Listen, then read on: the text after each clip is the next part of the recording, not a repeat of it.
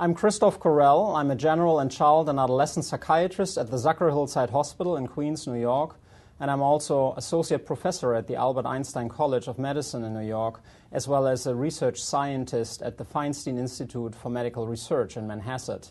We recently published a paper in JAMA on the cardiometabolic risk of atypical antipsychotics in children and adolescents who have never been treated with antipsychotics before. Traditionally, antipsychotics had been developed for the treatment of psychotic symptoms like delusions, hallucinations, a break with reality that can be quite strong. Newer atypical antipsychotics have shown to have, in general, a better side effect profile and also a broader effectiveness, in that they can also be used as mood stabilizers for bipolar mania. In some patients and some medications may be useful for depression.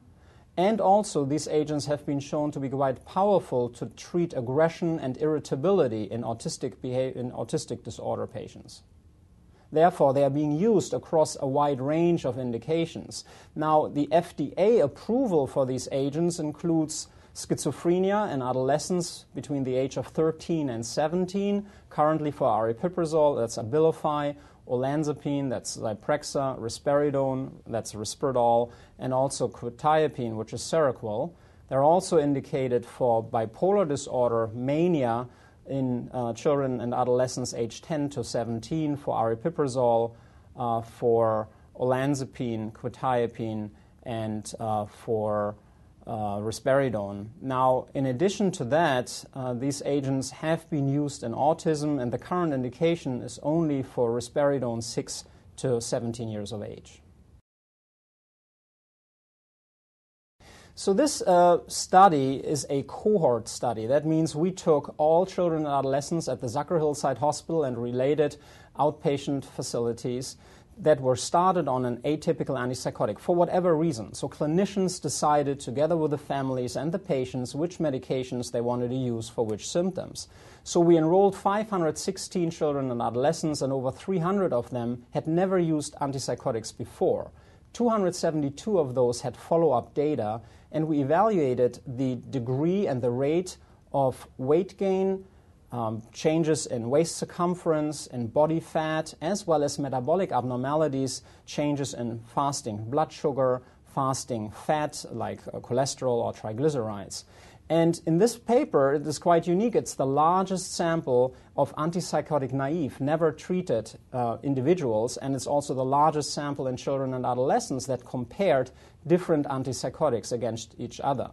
Now, being a cohort study, it wasn't randomized, so there is always a selection bias in that clinicians may have chosen one medication over another for certain patients. Now, what we found was that these medications in children and adolescents who have never received treatment are very powerful in inducing fast onset weight change. Over just 11 weeks in general, on average, the weight change was between 4.4 and 8.5 kilograms. And that's a lot. You have to multiply that by 2.2 to get to pounds.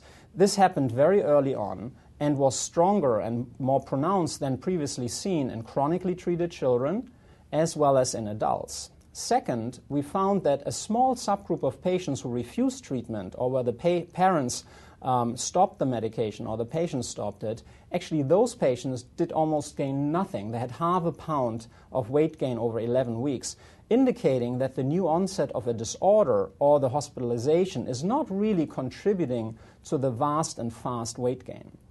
Now, what we found was in two ways surprising then. On the one hand, we found that the weight gain was pervasive across all medications, including aripiprazole, which had previously been suggested to be rather weight neutral. And in our switch study that's unpublished, it is rather weight neutral, but in antipsychotic naive patients, never treated before patients, these patients gain a lot of weight, no matter what medication they are started on, even though olanzapine, Zyprexa had really the most weight gain. That was the first surprise, that it's in the beginning of treatment, all medications seem to be implicated. The second surprise was that although the weight gain, except for Zyprexa, was pretty uniform across the three other agents, Abilify, Seroquel, and Risperdal, the metabolic changes were not similar. So it seems that although the weight gain occurs early on, that the metabolic consequences differ among these agents, in that Zyprexa had the most weight but also the most metabolic changes in blood sugar and blood fat components. Seroquel had the second most pervasive blood fat changes, but not in blood sugar or insulin. Risperidone had only changes in triglycerides, a subfraction of the blood fats, but aripiprazole didn't cause any blood fat or blood sugar or insulin abnormalities and significant changes compared to the control comparison subjects that had stopped medication. Well, we were also asked by the reviewers and the editor of JAMA to do a predictor analysis, a preliminary one, for two components that are clinically relevant. One is, are younger prepubertal children more or less liable or vulnerable to having these side effects, or does it happen more in older adolescents? And we found that basically whether you have pre- or post-pubertal kids, there is no difference. Each age group is similarly affected and vulnerable. The second question was whether there's a dose effect. So could you spare some side effects by potentially lowering the dose?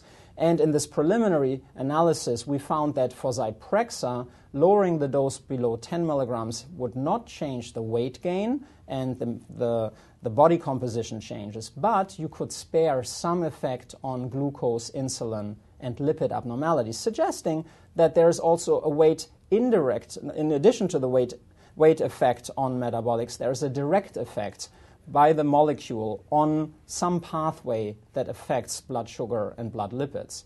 Now, for Abilify and Seroquel, we did not find a dose effect, but for Risperdal, we again found that both the weight change and the metabolic change was somewhat dose dependent, and doses below 1.5 milligrams per day somewhat were associated with less severe changes.